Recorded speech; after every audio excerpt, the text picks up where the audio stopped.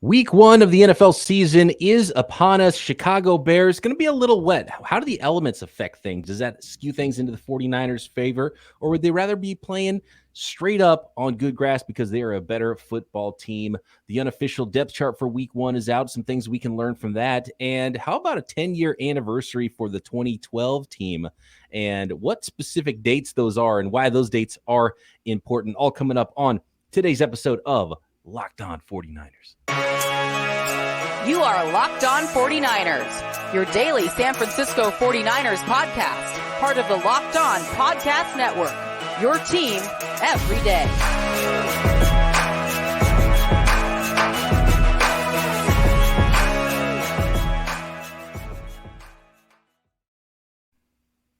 Welcome to Locked On 49ers. Brian Peacock and Eric Crocker with you as always.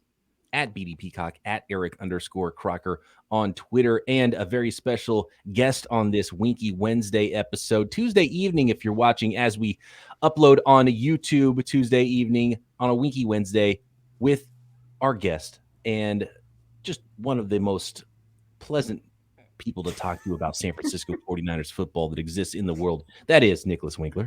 Nicholas Winkler, come on down. What's happening, Wink? How psyched are you for week one? Oh, is there a football game this weekend?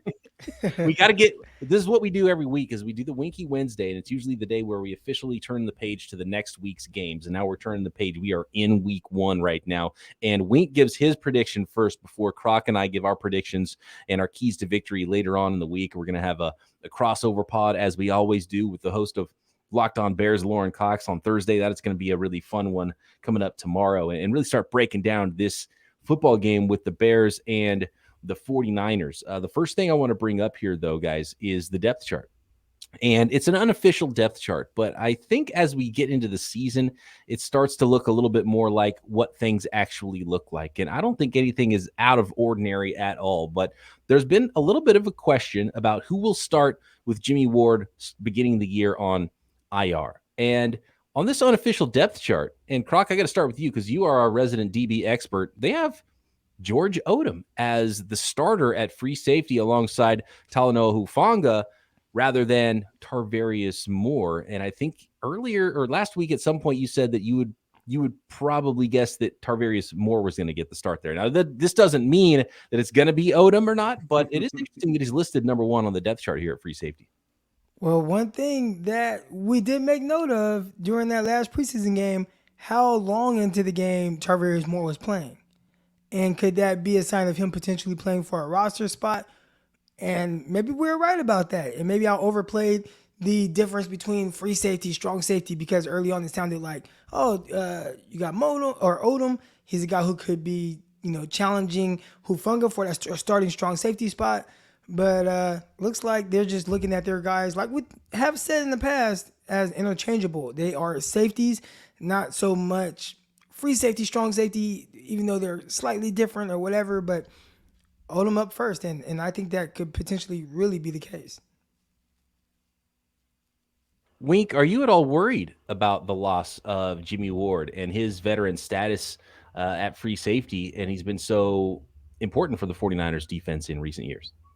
Yeah, of course. I mean, Jimmy Ward has done so much for this 49ers organization over the years, right? I mean, you're talking about a guy that plays hurt, he plays hard, he plays multiple positions if you need him to. Like, this is a stud on that defense. So he is, of course, could be missed. But I think he said it when you're like, oh, this is just the official depth chart. It's not necessarily even who's going to be out there for the first snap. I think they're going to rotate guys in based on what packages, Chicago comes out with. They're going to try to match up. They're going to play a lot of different things. So I think we're going to see a lot of more. I think we're going to see a lot of Odom. I wouldn't be surprised if they play the exact same number of snaps come Sunday. A couple other things that stand out just looking at the depth chart and just seeing what the final 53 is going into week one for the 49ers, and still only three safeties on the roster. And I think they might have an opportunity to bring somebody up from the practice squad on game day. But right now it's Tarvarius Moore is the only backup to Odom and Hufanga. And of the cornerbacks, nobody's really a slash safety player. I would think someone like, maybe Dalmador Lenore, I could see him being able to play a little free safety or, strong safety, something like that in a pinch, but he hasn't really done it. I guess Ambry Thomas too, being corners 4 and 5 on the roster. But neither one of them really done it. So if someone gets hurt, you get razor thin really quick at the safety position, depending on if, Deshaun Gibson or somebody who's a former Bear, ironically, gets called up on game day and plays on the big roster for the 49ers. But just looking at the roster as a whole, there's a couple of things here. Number one is that defensive line and how deep they are at edge, because remember, they kept Kerry Hyder, then they brought Jordan Willis back after cutting him. They re-signed him. So they go 3 deep at both end spots. They've got Abelcom, Drake Jackson, and Kerry Hyder listed on one side.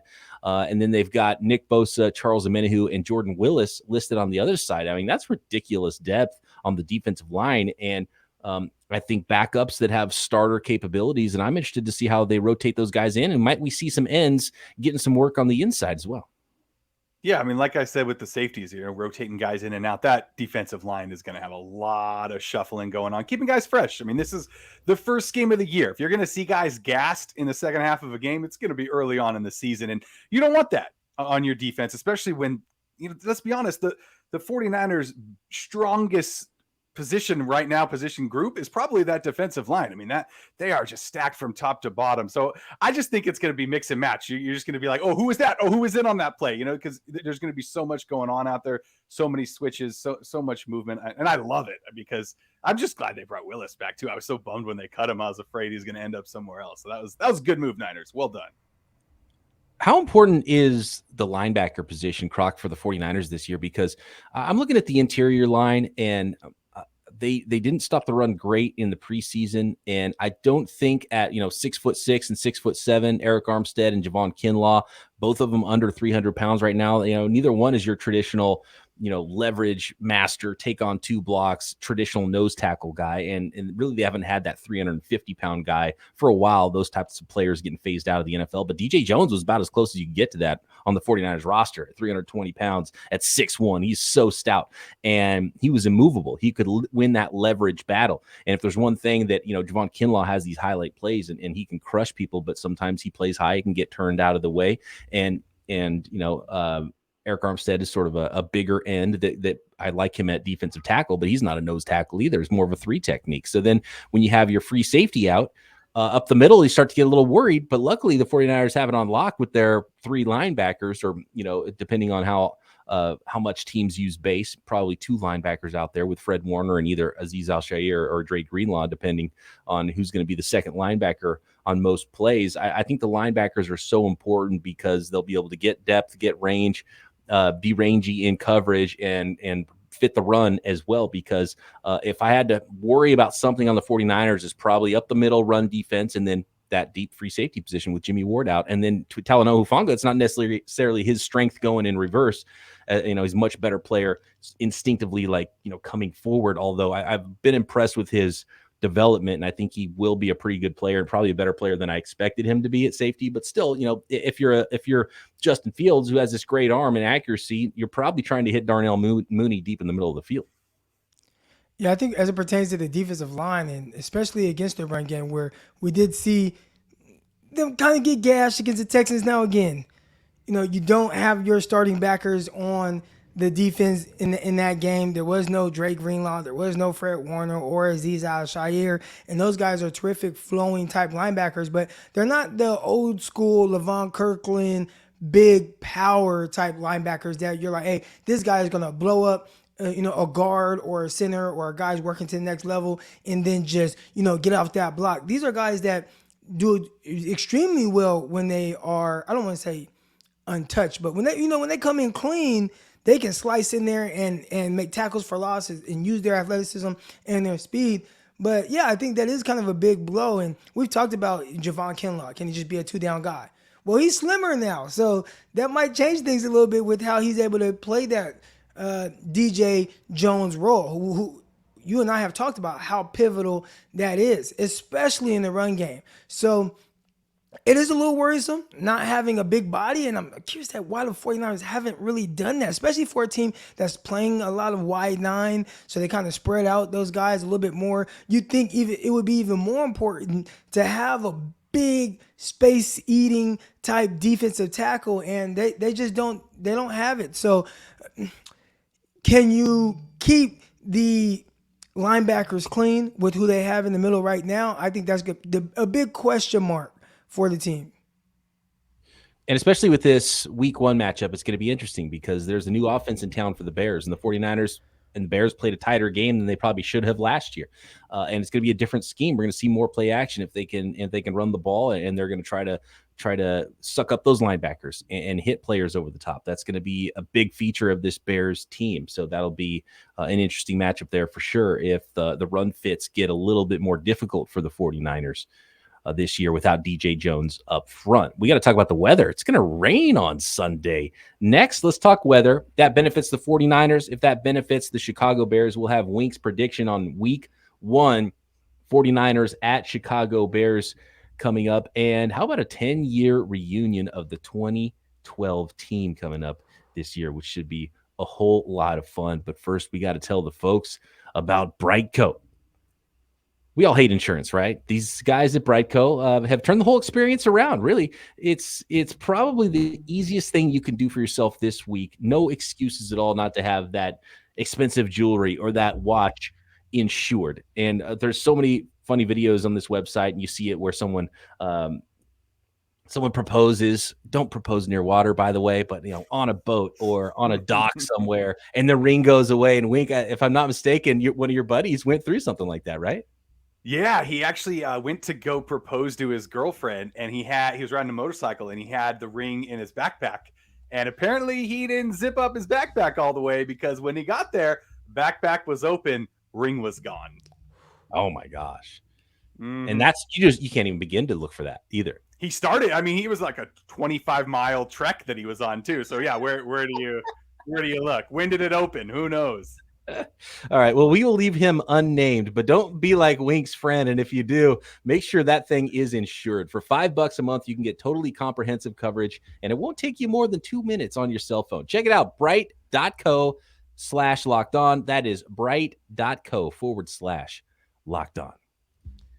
Thanks again, everybody, for making Locked On 49ers your first listen every day here on the Locked On Podcast Network. For your second listens, make sure you're checking out the Peacock and Williamson NFL show daily, plus Locked On NFL Draft, starring one Eric Crocker. And with college football getting going, there's going to be a whole bunch of prospects to talk about. It's going to be a lot of fun. Stay ahead of the game for the 2023 draft and know all those second-round picks, since the 49ers still don't have a first-round pick coming up in next year's draft.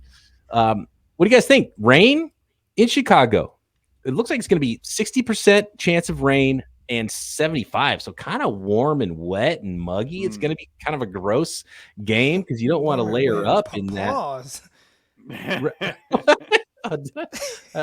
don't. You have to rewind that to find out what I said there. I didn't even realize it. But talking about this game, Wink. Talk about how wet it's going to be.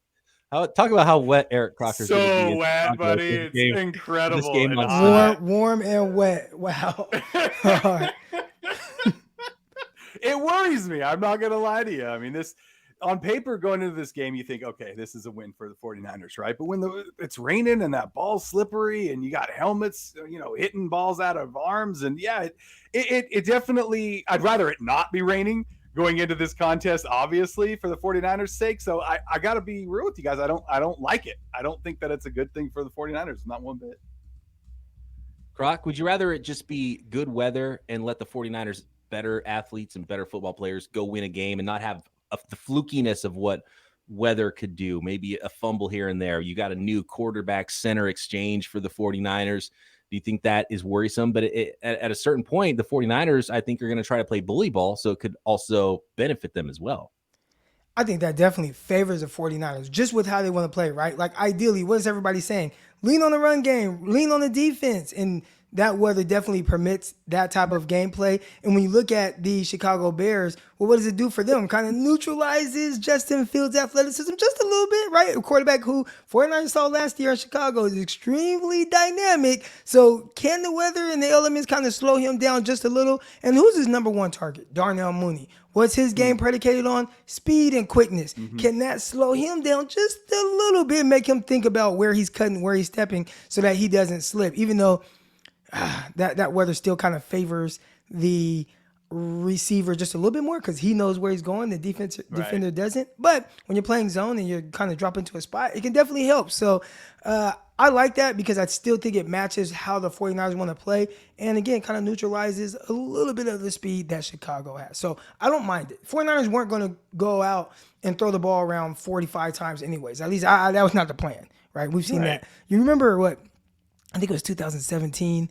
49ers playing against the Arizona Cardinals, and all of a sudden C.J. Beathard throws the ball 51 times in one of his first starts. It's like, what the heck you doing, Kyle Shanahan? So I don't expect that game plan coming this Sunday.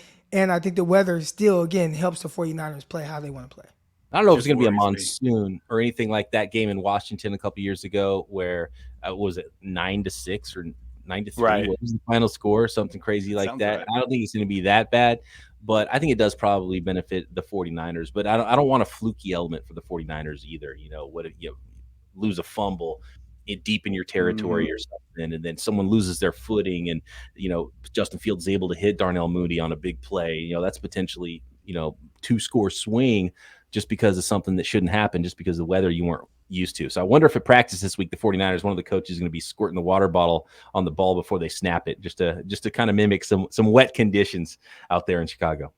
Yeah, I mean, you said it, Croc. It's going to do all these things to Justin Fields, and unfortunately, we got a pretty young quarterback of our own out there too, and it's going to be going through those same exact things with that wet ball and that slippery field. So I'm a little bit worried about it. I hope they do use a lot of water guns or whatever they do in practice this week to get Lance ready for this game, because it's a big start for him.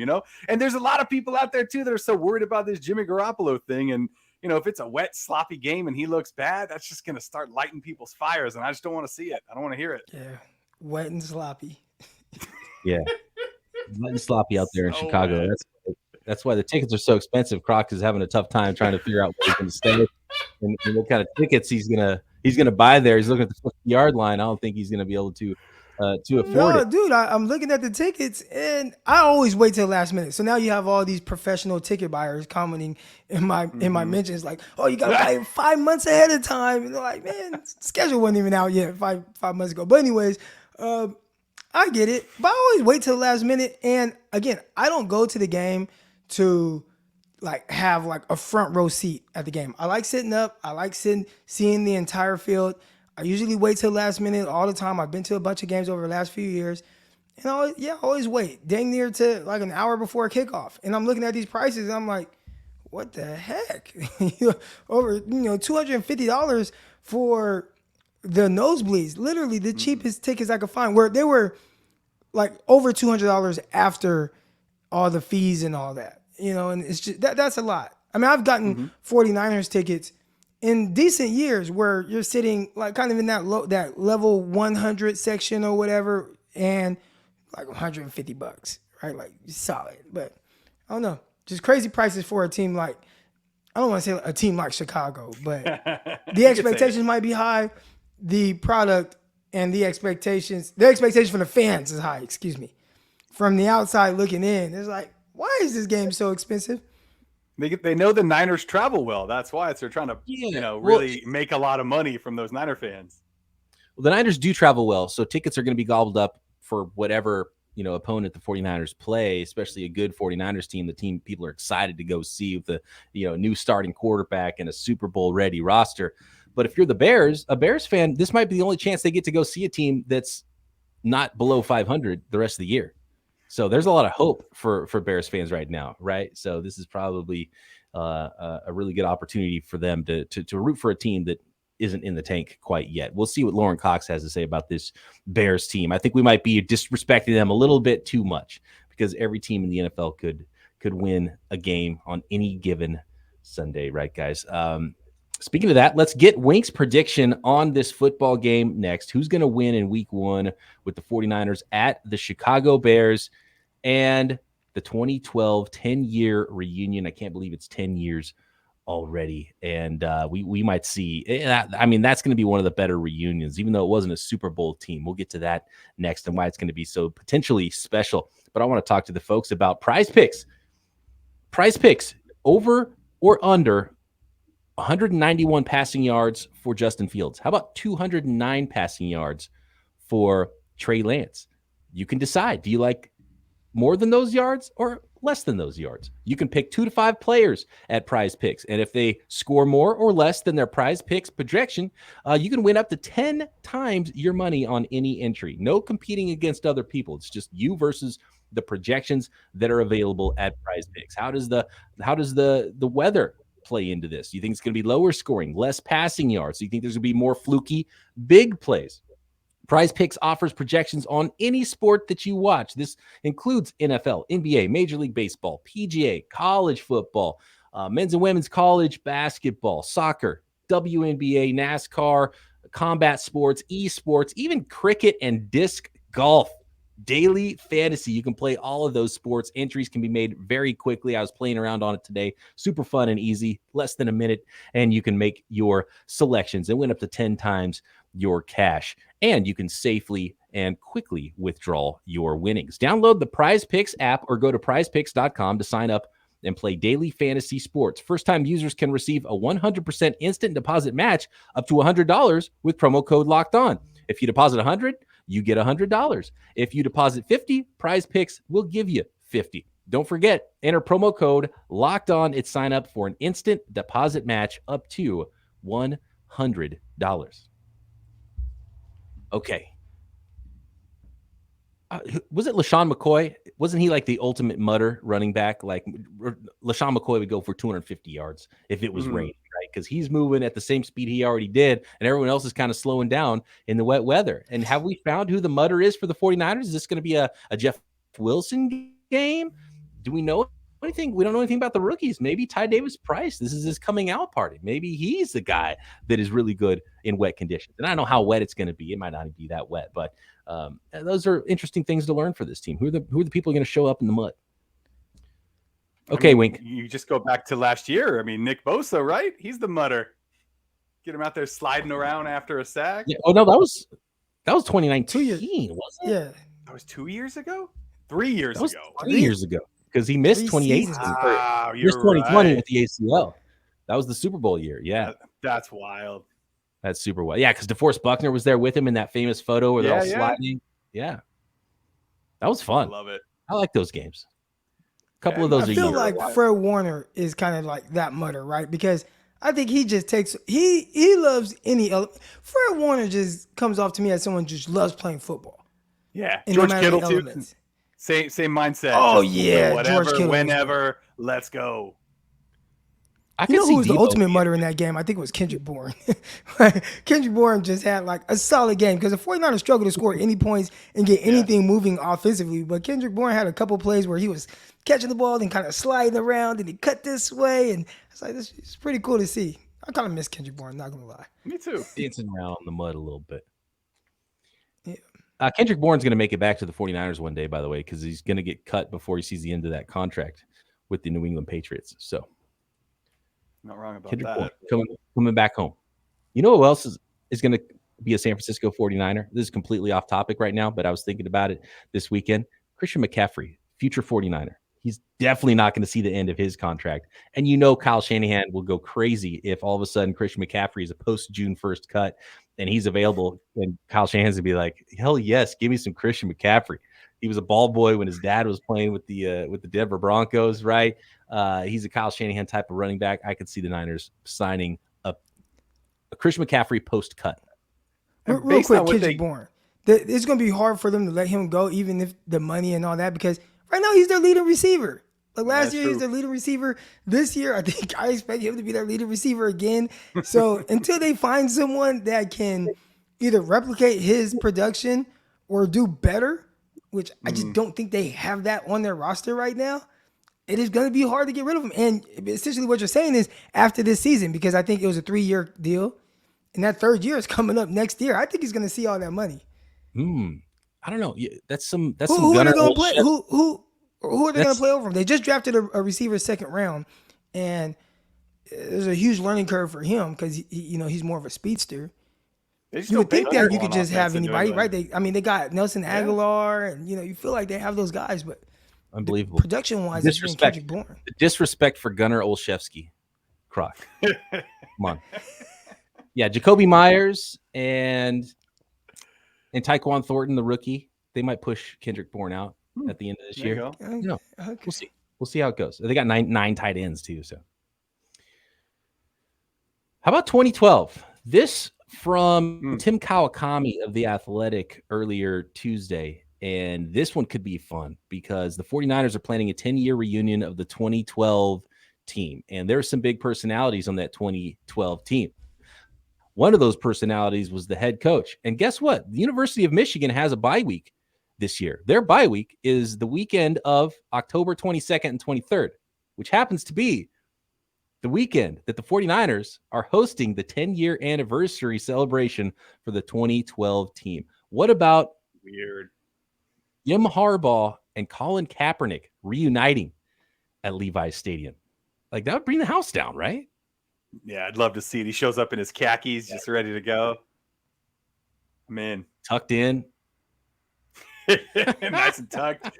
Black jacket. Let's go. Kaepernick, too. I mean, I think the crowd would go just bananas when they announce Colin Kaepernick. Yeah, I couldn't agree more. Don't you think? Banana. Yeah. All right, Wink, take us out of here. Bad. Yeah, that's a good point. You're going to have those people that might throw a boo or two in there. Right? Yeah. I love it, though. I think they should. I think there'll be both of those, but there'll be more. Yeah. There'll be more cheers than boos, but there'll for sure be loud boos of those that are booing too. Right. Right. So, right. Yeah, that's going to be a fun week. So many great players too. We're talking about the Cowboy. We're talking about Willis and Bowman and Joe Staley coming back and no longer on TV this year. Joe Staley. He's gonna start doing the recruiting and scouting thing. He's gonna have a future in the front office apparently now. That's what Joe said. Yeah, interesting. So yeah, a lot of characters there with the Trent Ball or the Trent Ball. Oh, maybe Balky will come back too. Are they playing the Jaguars? Niners don't play the Jaguars this year, right? That'd be funny if they played against the Jaguars and just whipped up on Balky. Wink, take us out here, man. Yep. What do you think? How do you see this game going? Week 1, San Francisco at Chicago Bears. Sloppy, wet, hot. All those things you said earlier. It's going to be a lot of fun to watch. Do you copy? You are breaking up. Yeah, I can hear you a little bit.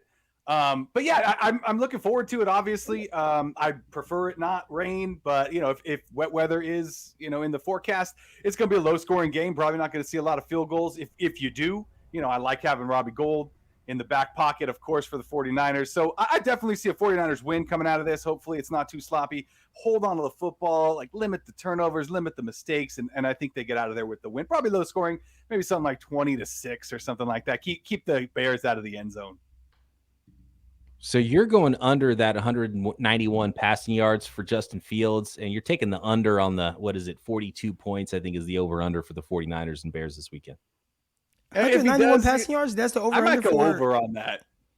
That's the over-under for Justin Fields? Yeah, so the rain worries me a little bit, but the PrizePicks number for passing yards for Trey Lance is 209 yards. And for Justin Fields, it's 191 yards. And those both feel like they could go well over. Yeah. Except especially if the 191 get out to the lead. Yeah. I feel like, they might be playing catch up. You might see a lot of Herbert out of the backfield, stuff like that, a lot of dump off passes, things like that. So I'd probably stay away from that 191 from Fields. That worries me.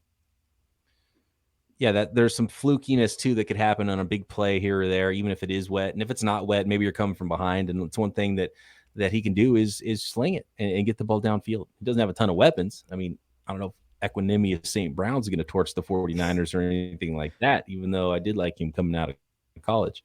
But yeah, it's a lot of Darnell Mooney, a lot of Montgomery with the run game, trying to get the ball out quick. I think a lot of Cole passing is what we're going to see from. Yeah. Cole Kmet, that's a good one. Pretty good after the catch too. Cole Kmet's going to be he might be their number one receiver as far as just targets. Like they're going to pepper him with targets. Oh, do not forget Dante Pettis. Revenge game. Watch out. Dante Pettis revenge game, Justin Fields revenge game for getting passed over in the NFL draft by the San Francisco 49ers. Played the Niners tough last year. Let's see if they can do it again. Wink's got a big dub coming the way of the San Francisco 49ers. More predictions on this game from Croc and I later on in the week. Thanks everybody for making Locked On 49ers your first listen. Wink, thank you as always for jumping on the podcast with us. Croc and I back tomorrow with Lauren Cox, the host of Locked On Bears, another crossover episode, the first crossover of the 2022 season. Talk to you then right here, Locked On 49ers. See ya.